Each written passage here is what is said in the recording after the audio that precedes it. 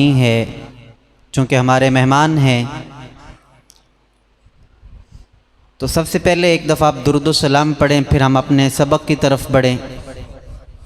الصلاۃ والسلام علیک یا سیدی یا رسول اللہ وعلی آلک واصحابک یا سیدی یا حبیب اللہ۔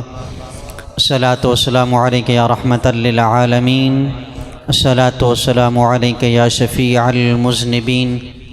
میلاد کا جشن منانے سے دل الفت سے بھر جاتا ہے، میلاد کا جشن منانے سے دل الفت سے بھر جاتا ہے، مسرور ہوائیں چلتی ہیں، ایمان کا علم لہراتا ہے۔ وہ پیدا ہوئے تو امت کی بخشش تھی پیش نظر ان کے، وہ پیدا ہوئے تو امت کی بخشش تھی پیش نظر ان کے، پھر منکر میلاد منانے سے کیوں گھبراتا ہے۔ میلاد کا جشن منانے سے دل الفت سے بھر جاتا ہے۔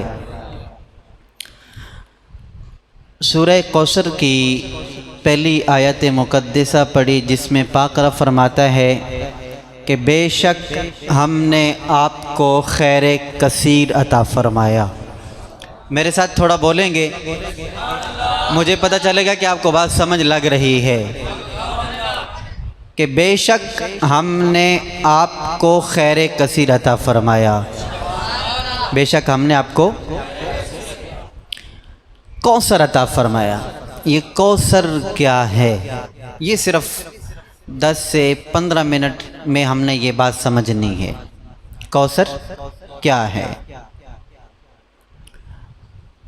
اس کے ایک معنی تو بڑا آسان سے کیا جاتا ہے۔ کوثر جنت میں ایک نہر کا نام ہے، جنت میں ایک، جس کا فرش یاقوت اور جس کی دیواریں سونے کی، کنارے سونے کے، جس کی مٹی کستوری سے زیادہ خوشبودار، اسے کوثر کہتے ہیں۔ کیا کہتے ہیں؟ کیا کہتے ہیں؟ کوثر۔ مگر بات سمجھنے کی ہے، اے مالک کائنات، اے خالق کائنات، جنت میں دودھ کی نہر کو تو نے فرمایا یہ دودھ کی نہر ہے۔ مالک شہد کی نہر کو تو نے فرمایا کہ یہ شہد کی نہر ہے۔ مالک پانی کی نہر کو تو نے فرمایا کہ یہ پانی کی نہر ہے۔ مالک کیا وجہ دودھ کے چلنے والی نہر کو تو نہر فرمائے؟ مالک کیا وجہ تو شہد کی بہنے والی نہر کو تو نہر فرمائے؟ مگر اس نہر کو تو کوثر کہے، سبب کیا ہے وہ بھی نہر ہے، یہ بھی نہر، مگر اسے تو نے نہر کہا، اسے بھی نہر کہا، اسے کوثر کہا۔ کیوں کوثر کہا؟ تو امام فخر الدین رازی علیہ الرحمہ تفسیر کبیر کے اندر فرماتے ہیں اصل وجہ یہ ہے، وہ بھی نہر ہے، یہ بھی نہر ہے، فرق اتنا ہے اس نہر کے اندر پانی ایک محدود حد تک ہے، فرق اتنا ہے اس کے اندر بہنے والا شہد ایک حد تک ہے، فرق اتنا ہے وہ دودھ اس کی ایک حد مقرر ہے، مگر جسے کوثر کہا فرمایا ساری نہریں ان کی ایک حد ہے۔ کوثر ایک ایسی نہر ہے جس کی کوئی حد نہیں ہے۔ ایک وجہ کوثر کہنے کی کہ اس کی کوئی حد نہیں ہے۔ دوسری وجہ فرمایا یہ کوثر اس وجہ سے کہا، یہ معنی یاد رکھنا، یہ بات سمجھنے میں ہمیں بڑی مدد دیں گے کہ ایک اس میں اس کی انتہا نہیں ہے۔ پہلا معنی یہ ہو گیا۔ دوسرا معنی یہ ہوا، کوثر اس وجہ سے کہا کہ دودھ کی نہر بھی اس کوثر سے نکلتی ہے، دودھ کی نہر بھی پانی کی نہر بھی اس کوثر سے نکلتی ہے، شہد کی نہر بھی اسی کوثر سے نکلتی ہے۔ فرمایا ساری نہریں، سب انہار جنت اسی نہر سے نکلتے ہیں، جس سے نکلتے ہیں وہ منبع ٹھہرا، جو منبع ٹھہرا میں رب نے کوثر کہا۔ مالک کائنات پھر بخاری شریف ہمیں اور کہتی ہے کہ یہ بھی کوثر ہے اور ایک حوض کوثر ہے۔ فرمایا ہاں، حوض کوثر وہ کنواں جو میں اپنے حبیب کو حشر والے دن عطا کروں گا۔ مالک یہ حشر میں، وہ جنت میں، ان کا ملاپ کیا ہے؟ فرمایا ملاپ یہ ہے، یہ حوض کوثر وہ کنواں ہے، وہ حوض ہے جس سے نہر نکل کر جنت میں پہنچتی ہے۔ اسے بھی کوثر کہا، اسے بھی کوثر کہا۔ اصل کوثر یہ ہے کہ یہاں سے نہر نکلتی ہے، یہاں سے نہر۔ اور اگر میں امام مسلم کی بات کروں تو امام مسلم کہتے ہیں کہ اسے حوض کوثر کہا، سبب یہ ہے کہ جنت کی نہر جنت سے بہہ کر اس حوض میں آ کر ختم ہوتی ہے۔ کیا ہوتی ہے؟ ایک معنی یہ ہو گیا کہ اس کی انتہا نہیں ہے، اس کی انتہا۔ دوسرا معنی یہ ہو گیا کہ اس سے مختلف انہار نکلتی ہیں، مختلف نہریں نکلتی ہیں۔ یہ دو معنی ہو گئے۔ تیسرا معنی فرمایا کوثر، اس سے مراد کوثر اس لیے کہتے ہیں کہ سارے جنتی اس نہر سے پانی پئیں گے۔ بولیے یار، سارے جنتی سے حوض کوثر کو کوثر اس وجہ سے کہتے ہیں کہ اس کوثر سے اہل معاشر پانی پئیں گے۔ اب سمجھیں، کوثر بمانا اگر ہم لیں کہ وہ جس کی کوئی انتہا نہیں، پھر بھی ٹھیک۔ معنی اگر ہم لیں اس سے مختلف انہار نکلتی ہیں، پھر بھی معنی ٹھیک۔ اگر ہم لیں اس سے ساری کائنات پانی پیتی ہے، پھر بھی معنی ٹھیک۔ اب اگر اس سے معنی مراد لیں کوثر سے مراد نبوت مصطفیٰ ہے، تو پھر آئیے ذرا پہلے معنی کی طرف۔ اگر نبوت مصطفیٰ لی، پھر ماننا پڑے گا نبوت مصطفیٰ ایسی نبوت ہے جس کے صدقے ہر نبی کو نبوت ملی ہے۔ پھر ہر نبی کی نبوت کی انتہا ہے، کسی کے زمانے کی انتہا، کسی کا محلہ انتہا، کسی کا ایک شہر انتہا۔ مگر اے مصطفیٰ، ہم نے جو تمہیں نبوت عطا کی ہے وہ نبوت ایسی ہے جس کی کوئی انتہا نہیں ہے۔ زمانے ختم ہو جائیں گے مگر میرے مصطفیٰ تیری نبوت تب بھی جاری رہے گی۔ مالک کب سے ہے؟ فرمایا تب کچھ نہ تھا، تب بھی میرے مصطفیٰ کی نبوت تھی۔ جب کچھ نہ ہوگا تب بھی میرے مصطفیٰ کی نبوت ہوگی۔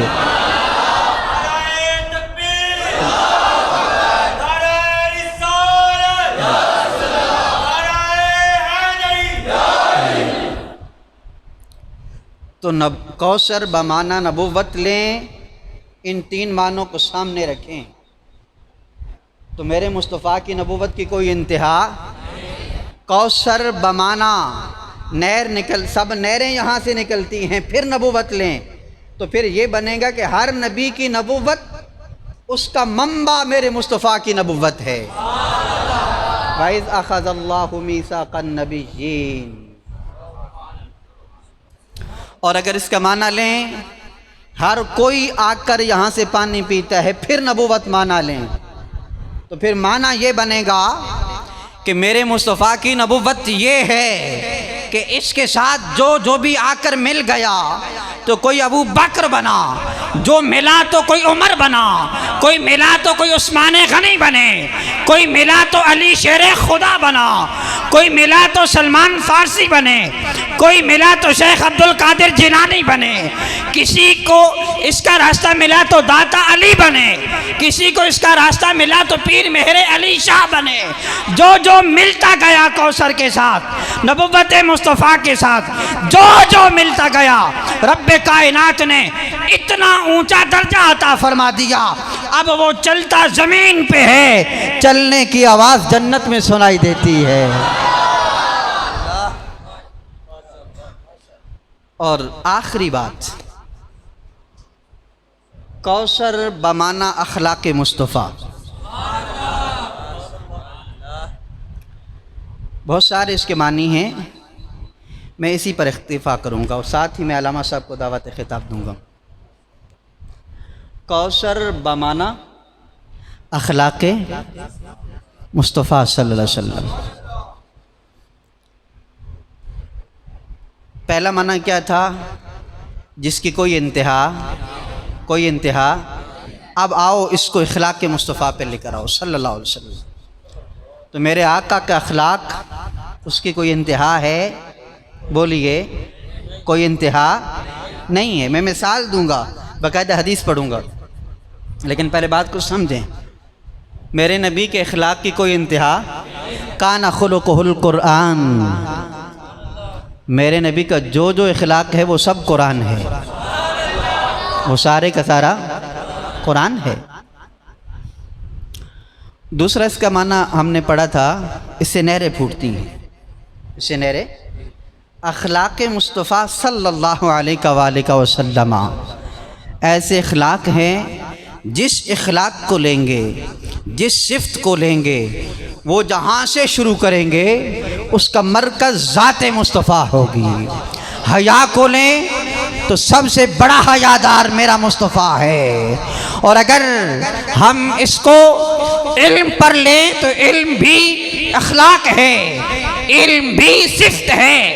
تو سب سے زیادہ بڑا عالم اس کائنات میں، مخلوق میں سب سے زیادہ علم رکھنے والا وہ ذات مصطفیٰ ہے۔ جس اخلاق کو جہاں سے شروع کریں گے اس کا مرکز، اس کی جڑ، اس کا اصل ذات مصطفیٰ پہنچے گی۔ اور اگر اس کا معنی لیں، اس سے ہر کوئی پیتا ہے، پھر اخلاق مصطفیٰ لیں تو ہم نے جو کچھ سیکھا، ہم سے پہلے جن لوگوں نے جو کچھ سیکھا، ہم سے بعد جو سیکھیں گے وہ سارے کے سارے در مصطفیٰ سے سیکھیں۔ در اخلاق نبوی میں صرف ایک بات سمجھانے کے لیے کرنے لگا ہوں۔ آقا علیہ الصلوۃ والسلام کے متعلق کفار نے کہا، کس نے کہا؟ کفار نے کہا، کیا کہا؟ معاذ اللہ ثم معاذ اللہ، محمد پر جن کا اثر ہو گیا۔ کیا ہو گیا؟ جن کا اثر۔ نعوذ باللہ ثم نعوذ باللہ۔ میں وہ الفاظ نہیں کہنا چاہتا جو صرف آپ کو سمجھانے کے لیے، بھئی ان کا جو دماغی توازن ہے وہ ٹھیک نہیں رہا۔ یہ کہنے والا کون ہے؟ ابو جہل ہے اور ابو لہب، یہ کہنے والے۔ ان کا علاج کروایا جائے۔ کیا کروایا جائے؟ مختلف لوگوں سے باتیں کرتے پتہ چلا کہ یار ایک شخص ہے، وہ جنات نکالتا ہے، عامل ہے۔ کیا ہے؟ عامل ہے، زماد۔ کیا نام ہے اس کا؟ وہ عامل ہے، اس کے پاس چلیں۔ خیر، قدرتی بات کہ وہ عامل زماد تجارت کی غرض سے مکہ میں آ گیا۔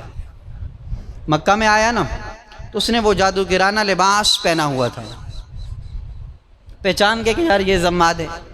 کہا سنا ہے کہ تم جادوگر ہو، عامل ہو؟ کہا ہاں عامل ہوں۔ کہا یار ہمارا ایک نوجوان ہے معاذ اللہ، وہ بیمار ہو گیا تو اس کے وہ جنات نکالنے۔ کہا نکالوں گا۔ کیا لوگے؟ کہا اس کی فیس یہ لوں گا، 100 اونٹ بما ساز و سامان آپ نے مجھے دینے ہوگی۔ کتنے؟ 100 لدے ہوئے، خالی نہیں۔ ابو جہل کہنے لگا وہ میں دوں گا۔ ابو لہب بولنے لگا اگر وہ ٹھیک ہو جائے تو 50 اونٹ میں اضافی اور بھی دوں گا۔ 150 اونٹ ہو گئے۔ عتبہ بیٹھا تھا، کہنے لگا اگر ٹھیک ہو جائے تو ہمارے تو خاندان کا بندہ ہے، وہ ٹھیک ہو جائے تو 50 اونٹ میں دوں گا۔ 200 اونٹ کا طے ہو گیا۔ اب زماد چلے گئے آقا علیہ السلام کا نعوذ باللہ ثم نعوذ باللہ علاج کرنے کے لیے، اس غرض سے گئے کہ میں ان کا علاج کروں گا اور وہ ٹھیک ہو جائیں گے۔ اب اس نے وہ جادوگرانہ لباس پہنا ہوا ہے، پہنچا ہے، آقا علیہ الصلوۃ والسلام تشریف فرما ہیں، پہچان گئے۔ میرے آقا نے اسے دیکھا تو دیکھ کر مسکرانے لگ گئے، گویا میرے آقا جانتے تھے یہ کس مقصد کے لیے آیا ہے، اس کا مقصد کیا ہے۔ اس نے کہا میں نے آپ کا علاج کرنا ہے۔ فرمایا اچھا کرو علاج۔ وہ بیٹھنے لگا نا، اب میرے آقا کا اخلاق دیکھیے، وہ بیٹھنے لگا نا، میرے آقا نے فرمایا ہم مہمان کو ایسے نہیں بیٹھنے دیتے، فرمایا 2 منٹ رک جائیے۔ میرے آقا علیہ الصلوۃ والسلام نے اپنا کمبل شریف، مزمل والی چادر وہ اتاری، اپنے کندھے مبارک سے اتار کر اسے نیچے بچھایا، فرمایا اب بیٹھو۔ وہ بیٹھ گیا، کہنے لگا میں نے سنا ہے معاذ اللہ آپ پر کچھ اثرات ہیں۔ آپ نے جب یہ سنا تو مسکرائے، فرمایا تم کیا کرو گے؟ کہنے لگا میں دم کروں گا، آپ ٹھیک ہو جائیں گے۔ فرمایا اچھا ایک شرط پہ تم دم کرو، پہلے تم پڑھو دم کرو، پھر میں محمد دم کروں گا، پہلے تم کرو پھر میں کروں گا۔ دونوں دم کرتے ہیں۔ کہنے لگا ٹھیک ہے مجھے منظور ہے، مگر میں بڑا جادوگر ہوں، میں بڑے بڑوں کا علاج کرتا ہوں۔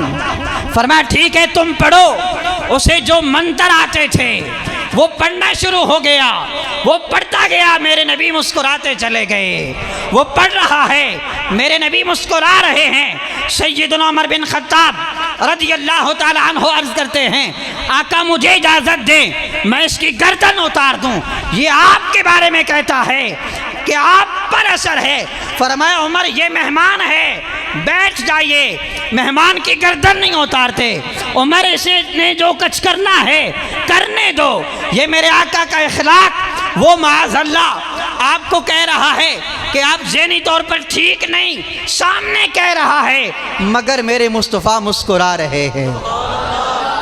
جب وہ پڑھ پڑھ کر تھک گیا تو فرمایا اب میں پڑھوں گا۔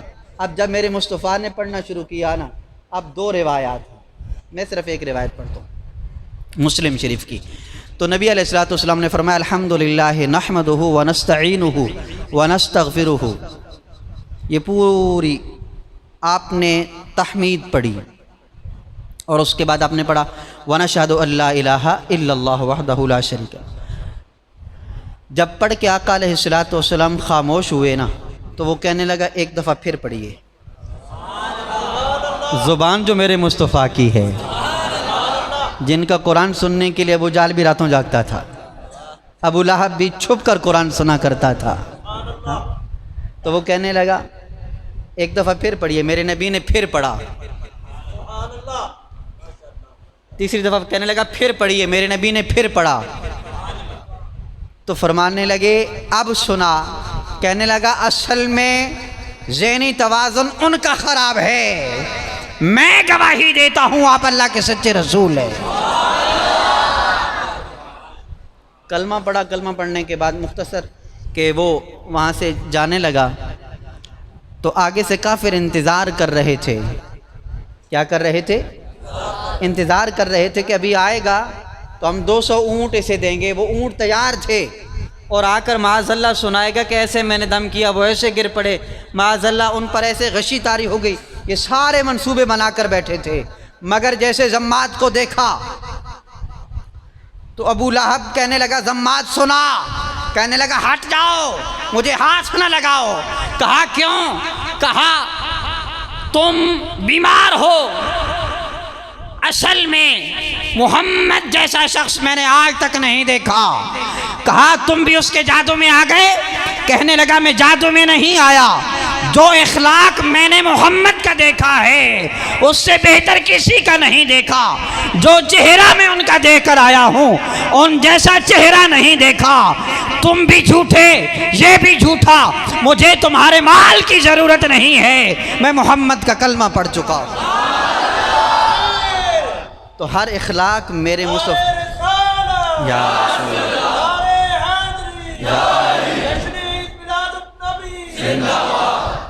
تو ہر اخلاق میرے مصطفیٰ کے قدموں سے نکلتا ہے۔ انا اعطینا کل کوثر، ہم نے آپ کو کوثر عطا کیا۔